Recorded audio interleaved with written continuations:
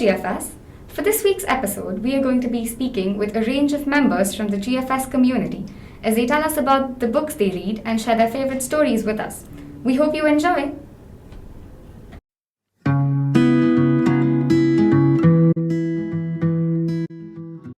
Hi, I'm Zia, and I'm here with Roha from 13B, and we're here to discuss World Book Week. Hi, I'm Roha Amir. Today we're going to be discussing books and reading on the podcast. Okay, so when and why did you get interested in reading?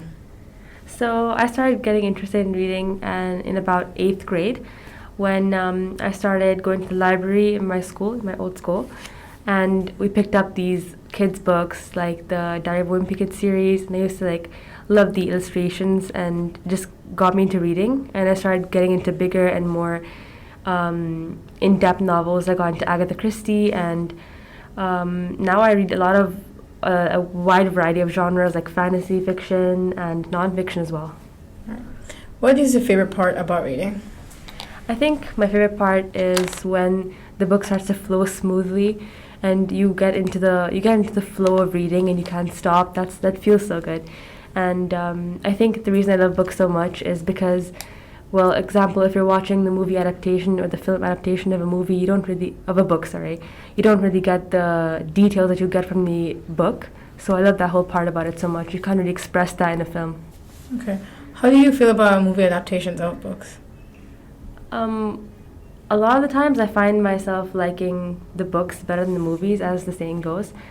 I think that's exactly how I explained before, that you can't really get a few details like you get in the books in movies, because you can only show limited things in movies compared to books. Right. So what's a quote from a book that's always stayed with you? So one of my favorite books is Where the Crawdads Sing. There's a quote by the author Delia Owens. It goes, his dad had told him many times that the definition of a real man is one who cries without shame, reads poetry with his heart, feels opera in his soul, and does what's necessary to defend a woman. This really stayed with me for a while, and I think that's why it's one of my favorite books. Can you tell us a little bit more about the book? I've recommended this book to a lot of my close friends, and the thing I love about this book is that it goes into so much depth about the main character, Kya, and it shows her growing up from childhood, like from 4 years old to when she's an adult, and it shows her independence and how she grows without family, and her journey through loneliness and finding out about relationships, love, independence, and how to go about the world. All right. Where do you usually discover new books? I think I find out about a lot of books online and through social media. There's this website called Goodreads, and it's really, really useful because it's very personalized to you. And a lot of my friends who read actually get me new recommendations, and I get gifted a lot of books. That's how I find out about more books. I also read a lot of books from the same author. All right. Are there any books that you haven't been able to finish, and why not? I think I find myself not being able to finish a lot of books because, for example, in a series, when the newer books in the series don't live up to the previous books or the expectations I had because of the previous books, I think that's how I'm not interested in them anymore. For example, the Shatter Me series, I wasn't able to finish it because the newer trilogy wasn't as interesting to me as the previous ones were. And a lot of them also, I can't finish them because they're very slow-paced. I really like the fast-paced books more than slow-paced. Right. Well, what book can you recommend for the podcast to the rest of us? So, of course, I have to mention Where the Crawdads Sing. It's a favorite of mine. I love it so much.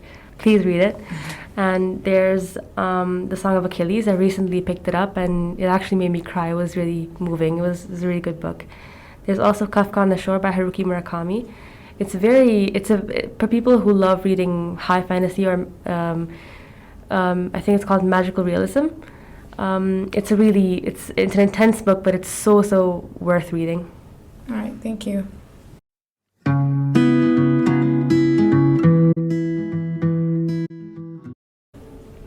Hello, my name is Roha, and I'm from 13A. I'm going to be interviewing Arij from 13B on books and reading. Hello, everyone. All right, Arij, when and why did you get interested in reading? So I started reading in 11th grade, actually. I found an audiobook on YouTube and it was for free. And I thought to myself, I don't have to pay. And I listened to it. It was 1984 by George Orwell. And it was a 9-hour audiobook. So on the bus home and the bus to school, I finished it and I fell in love. I fell in love with the way he wrote. So I just kept reading. And then I got into nonfiction, which is what I mostly read now. I've seen you carry around the book 1984 a lot. All right. What's your favorite part about reading? My favorite part about reading is how different people can translate their experiences into words and then make you feel the same exact thing, regardless of time and, you know, when the events occurred and how they occurred. And you can still really resonate with them, regardless of the type of person they are. And just being able to connect to the authors and the people they write about is something so valuable, and it teaches you a lot about yourself, especially when you apply those things that you learn from books to your own life and how you deal with situations. Do you think this is the same for fiction and non-fiction? With nonfiction, it's more technical, so it's almost as if you need to directly apply it to yourself. But with fiction, you can always find the meaning within the descriptions, etc. So either way, you can always find a way to connect. I totally agree with that. All right, so what's a quote from a book that's always stayed with you? So the book's name is Man's Search for Meaning by Viktor E. Frankl. He's a very well-known psychotherapist and philosopher.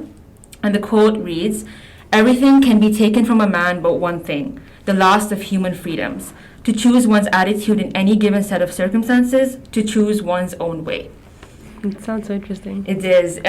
The book mainly talks about his experiences in Germany during the Second World War. And as a Jew himself, he and his family underwent a lot of tough situations. And he was a doctor at one of the camps. And he talks about his experiences there and the people that he met, and especially focuses on people who lost the will to live. And that's such a scary thing in general. But he explored how many of them found ways to find meaning within their own suffering.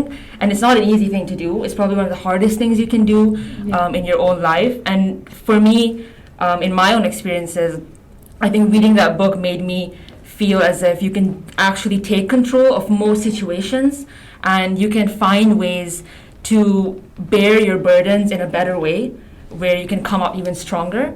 So personally, it had an immense effect on the way I deal with certain things, and that's why it's a life-changing book. Such a good lesson learned. It is. All right, are there any books you haven't been able to finish, and why do you think so? I'd say young adult fiction is a really hard genre for me to get into. I have a lot of friends who are obsessed with it. Colleen Hoover is an author that I've tried to like and tried to enjoy, but it's just not for me. So I do struggle to finish those types of novels, and especially shorter novels I actually find harder to finish. So I do need a very heavy experience to get into it and, as you said, immerse myself into the book. But yeah, it's not meant to be. All right. Do you have any guilty pleasures in books? When I was younger, Vampire Diaries was probably one of the novels that I kept reaching for, and I used to read it in the bookstore itself because buying it was even more embarrassing. So I think I finished the books about twice, and I enjoyed it. It's the perfect book for someone who's 14 and hasn't seen the rest of the world and wants to learn about vampires and all of that. So it was a really good experience. I don't regret it, but I'm guilty. I can't blame you for that. All right. Has any book made you cry? Yes. So there are 2 books that made me cry. Number 1 is a short book by Franz Kafka. It's The Judgment, and he considers it one of his biggest masterpieces. Franz Kafka in general, his life makes me cry, but that book, I don't know if you call it a book, it's just about 5 paragraphs, but that book really resonated with me on a level that I can't quite comprehend right now, but it mentioned about how inconsistent the nature of man really is, and most of his works explore that, but the way he wrote it and the way he bluntly put it out there this book just got me in tears. You know, when you have those experiences, you just start crying and you don't know why. Yeah. So that was sort of it for me. And then Man's Search for Meaning, in again a short book, but so many emotions flooded through when you learn about Victor's sort of life in that period of time. So yeah, a lot of tears on the book itself. Are you reading any books right now, and would you recommend any of them? So currently, I'm reading all of Fyodor Dostoevsky's works. He's a very famous Russian author. It's kind of the pinnacle of European literature. I'd really recommend his books if you're into learning a bit about like socio-political context, about Russia, etc., and some of the great wars. But if you're not into that, I'd recommend maybe starting off with George Orwell and Aldous Huxley. They write a lot of realistic fiction that merges into dystopian literature.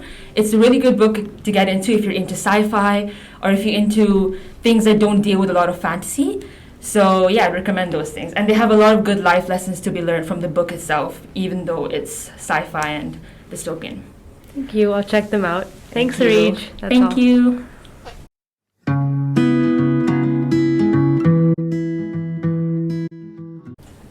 Hello, my name is Gia and I'm here with Tia from TN and we're going to talk about World Book Day. Tia, can you tell me what your favorite book is? My favorite book is Series of Unfortunate Events. Oh really? Why is it your favorite book? Because it has a lot of dramatic and suspensive like acts, so that's why it's my favorite book. Oh, I see. What's your favorite scene in that book? When the brothers and sisters, they help each other make a dinner for the theater troupe. Oh, that's nice. Do you think you can relate to any of the characters in that book? Well, I don't think so because I'm not as smart as Violet because I usually don't have homework and I just don't study that much. So oh, I no. see. What do you think makes a book special? Well, I think what makes the book special is because they stayed brave no matter what happened on their journey, and yeah, that's why it's special. Oh, okay. Who is your favorite character in that book? They're all my favorite characters. Really? Yeah. And what is a book that you didn't like? Well, I don't have a book that I don't like. Ah, you like all the books that you Yeah. read? Oh, that's great then. Okay. Oh, and it's World Book Day today, so what character are you dressed as? I'm dressed as Violet. Is she one of your favorite characters then? Yeah, Yeah? Okay, that's good. And why is she your favorite character? because she's intelligent and she is brave. Ah, I see. Okay. What are you doing in your English classes? Well, in English, I'm writing about a story called The Secret of the Black Rock. Oh, what's it about? It's about a girl who sneaks on her mother's boat to see what lies in the ocean. Ah, that's very interesting. How do you think the story will end? I think the story will end by she went home and then she finally saw the Black Rock. Ah, okay. Why did you choose the Black Rock? I chose the Black Rock because that was the story it was based on. Oh, okay. I see. All right. Thank you so much for speaking with us today. Yeah, thank you for speaking to me too.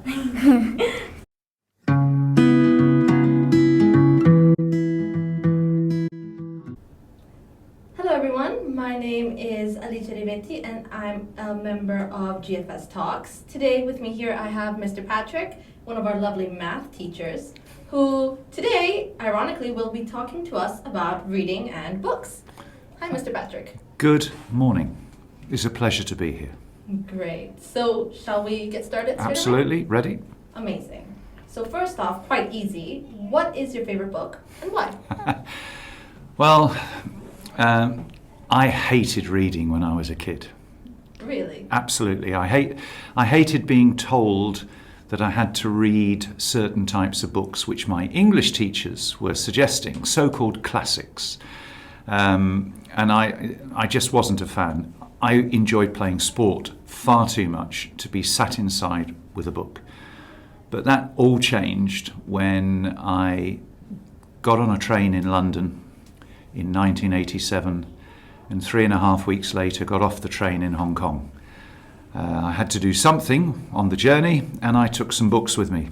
Now those books were amazing. They were brilliant books to read, not terribly serious.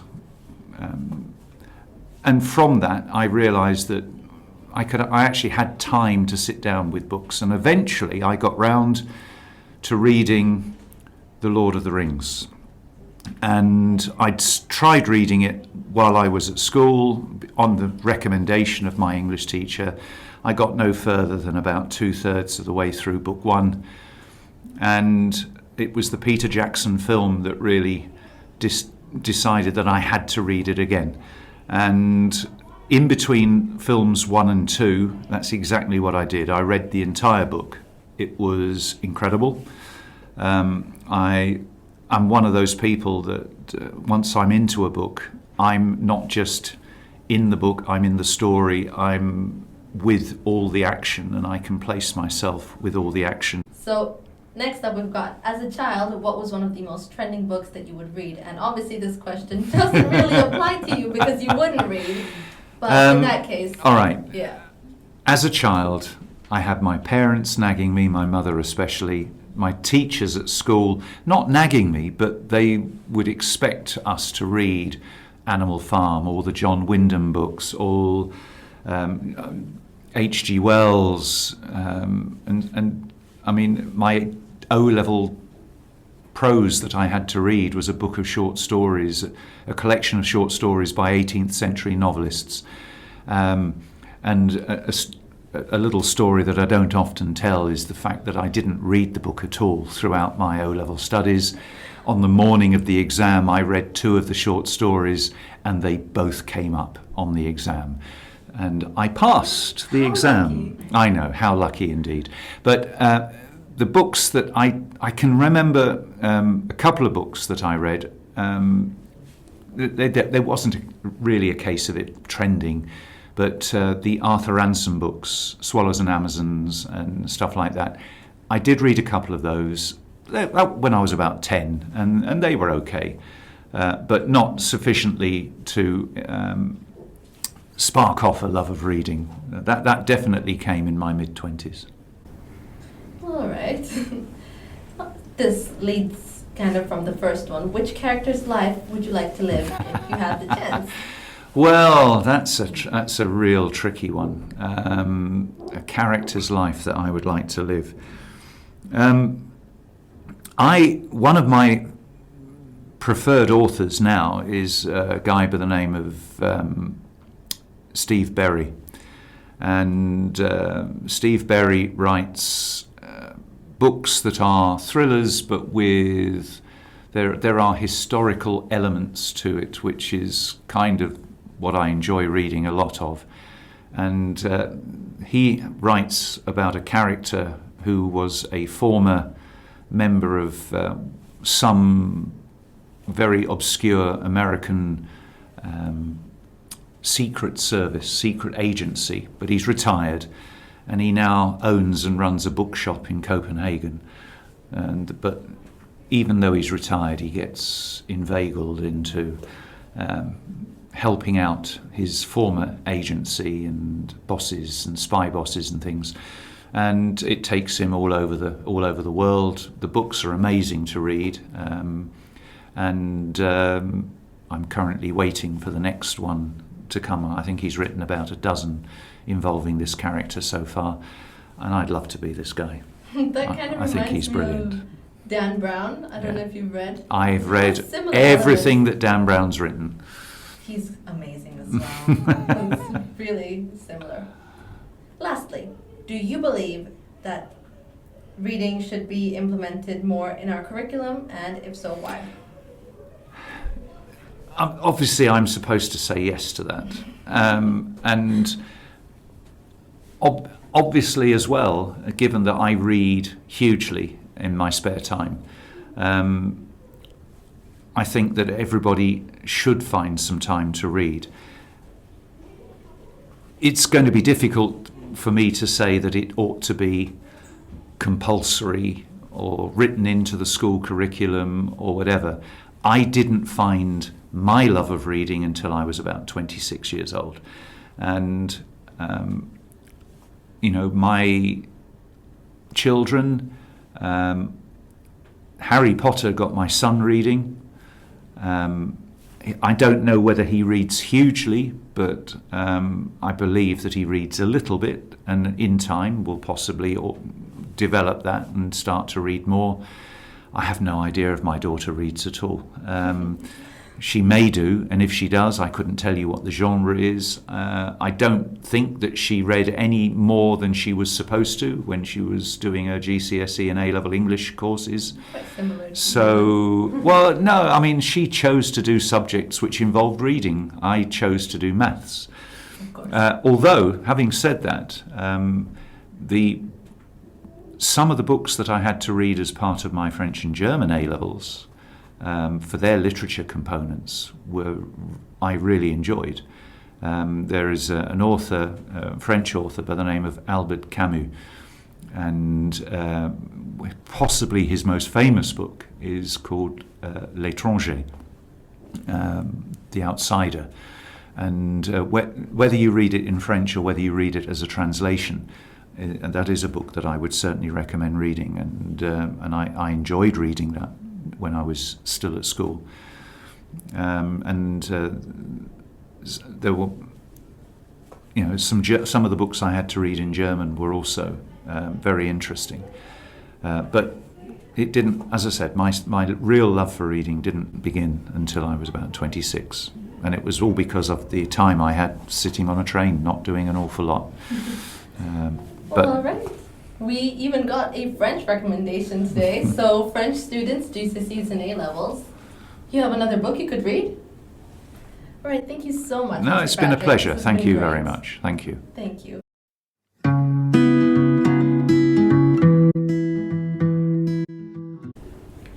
Thank you for tuning in with us today. We hope you liked this episode and enjoyed hearing about the amazing books our students and staff are reading around the school. Remember, if you want to be part of the podcast or would like to volunteer for interviews, do reach out to any senior members of the GFS Talks team or Ms. Gabriella. Have a great week!